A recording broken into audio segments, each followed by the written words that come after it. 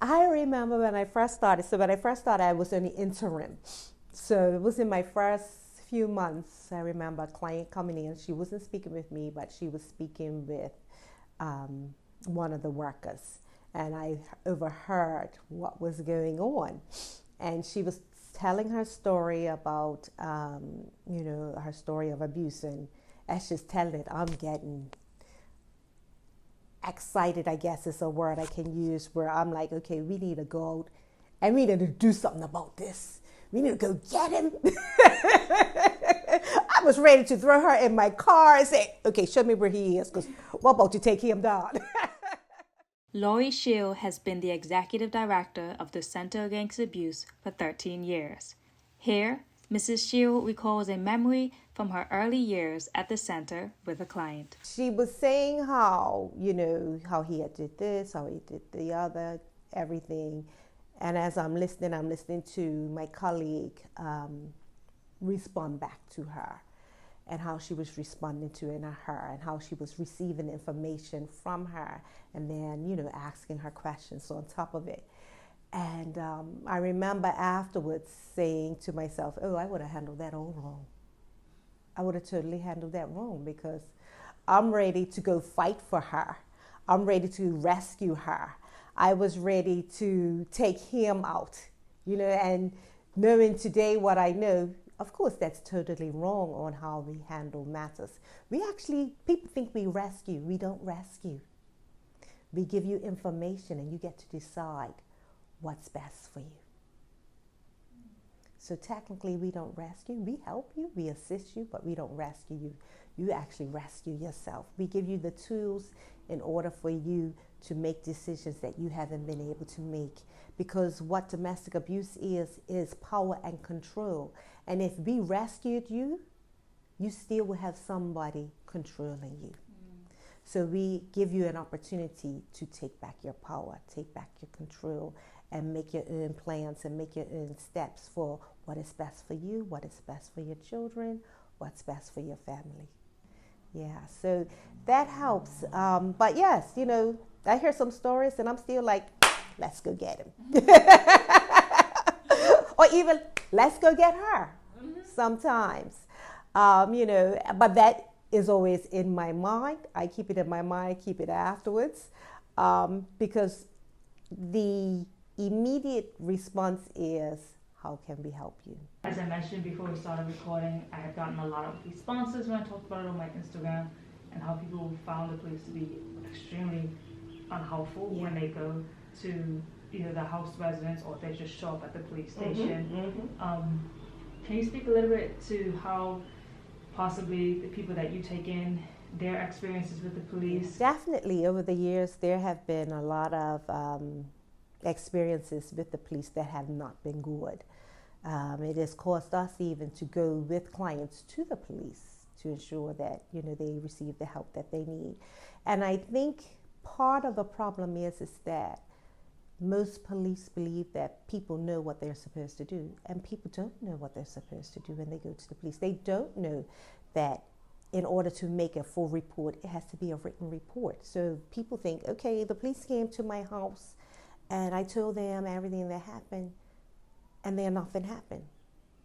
And to the police, that was not a report. That was just, you told me your story, and I reported in the system that I came to your house, and little synopsis. But a true statement hasn't been made, where it's actually now a police process where they're trying to gather information for you. So people do not understand the processes, and the police do not inform individuals of the process.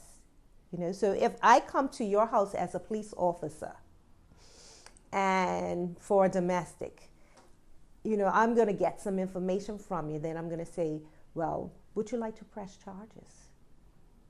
Or this process here, this is kind of where it stops if you don't wish to move further. But if you want to press charges, this is what you do. If you don't want to press charges, do you want to make a statement? Because you can make a statement as well without pressing charges. So that way I'm giving you all the information. I'm informing you of everything that you need to do in order to move to the next step. So just making a statement where it's just a written statement, we can keep that on file for you. We can give you a copy so you have a file of it. Because you might not be ready to press charges right now. And they'll tell you how long you have to press charges. Because you may be thinking, I'm not sure if I'm ready for that process. What is that process? What does that involve? Does that mean the other person automatically gets arrested? What happens? I find that the police aren't informing people of that process, which will assist them in understanding exactly what their rights are. The police kind of come, they diffuse it, and then they leave. And you think, okay, I tell them what happened. Yeah. So, they must be going to look for that person. They must be going to go arrest that person. No, they don't. But they also haven't told you the process. And that therein is the confusion. Therein is the frustration with the individual and the police, because I keep calling and I'm not saying, oh, well, nothing's happened. What do you mean nothing's happened? I tell you what happened. I showed you my black eye. But a report really has not been made. We will be doing some training with them in the near future on and it's actually training on understanding how they're viewed by our clients and what they can do better. How long will the training last for?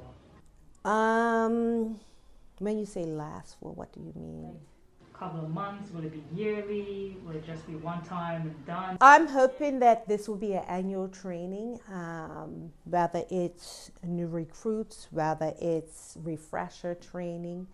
Definitely, we are hoping that it is an annual training. We were training new recruits, but with COVID, it's changed a lot of things. So we're hoping to be back in with the police and conducting that training. How long would a training session actually be? Like, would it be a 6-week training, 3 weeks? So usually when we go for a day training. The new recruits, it's longer. Someone who's a seasoned police officer, it's going to be a shorter training, of course.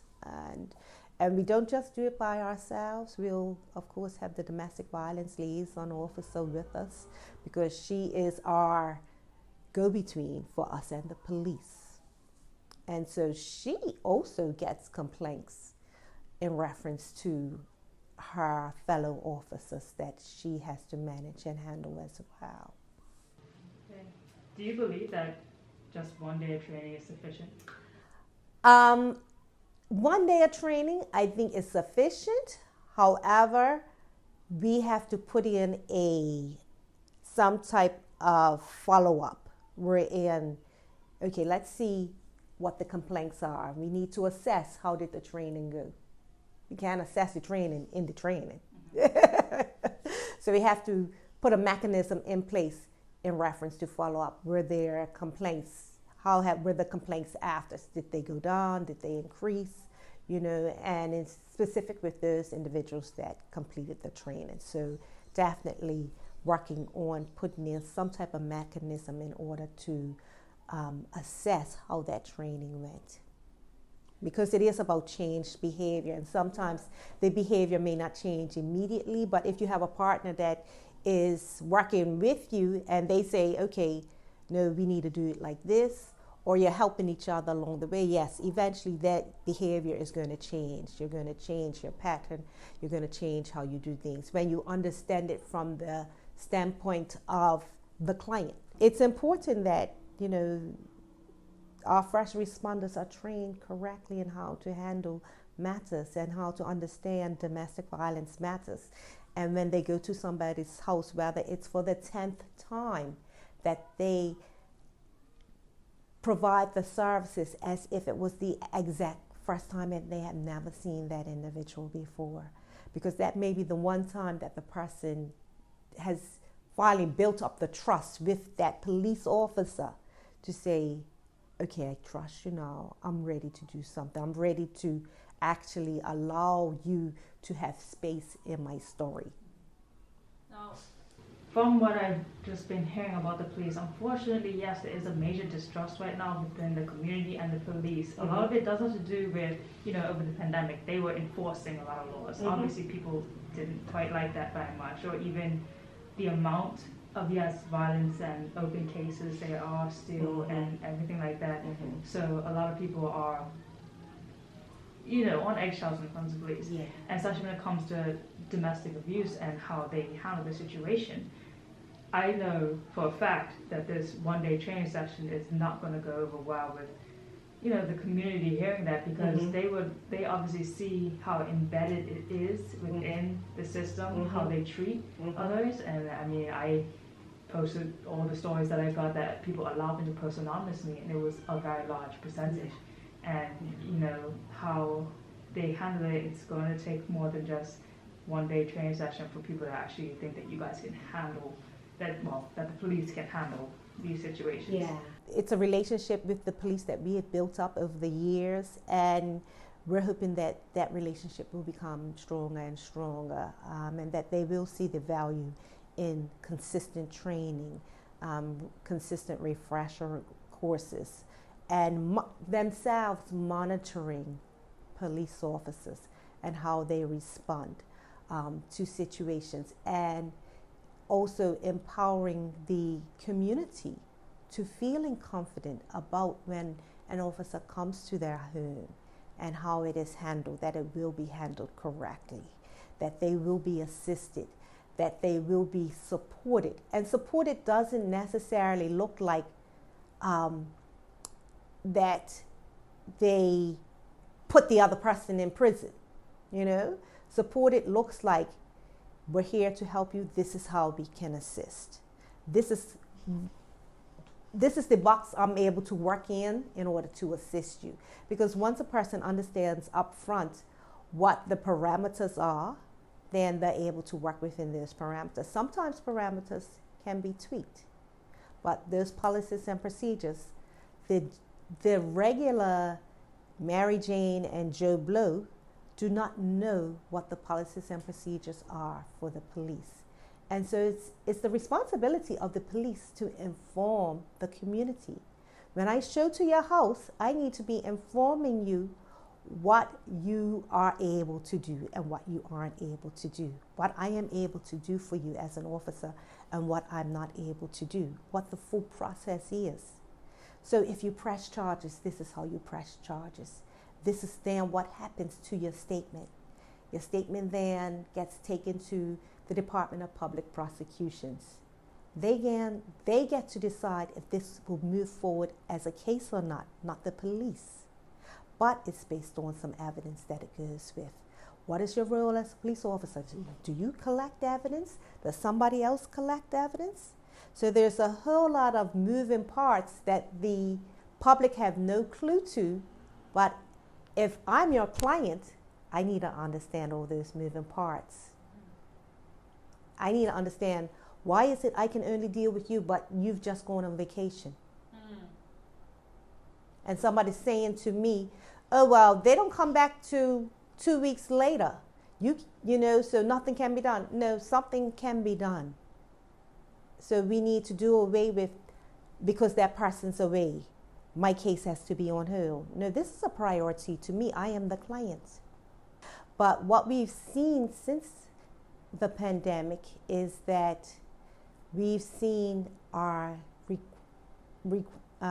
counseling numbers go up year on year. So while the numbers for clients have gone down since the pandemic and going back to normal, our counseling services still increase, which is a good thing. Our role here is to assist those that are in need. We also have a role where we provide awareness and training to the community as well. And so for those that are in a situation of abuse, whether it be a domestic abuse or sexual assault, we are here for you. If you're a family member or a friend or a colleague of someone that's in that situation and you don't know how to support them, give us a call. We will assist you the best way we can in supporting that individual. And sometimes, as friends or family, we get burnt out when there's someone that is constantly finds themselves in an abusive situation. And so you can come here as well and receive counseling as well. So we're here for the community. If you need to contact us because you want us to come and have a discussion with your organization, you can give us a call at our office at 292-4366. Or if you are in need of immediate assistance, you can call us. And if it's after hours, feel free to call our hotline, 297-8278.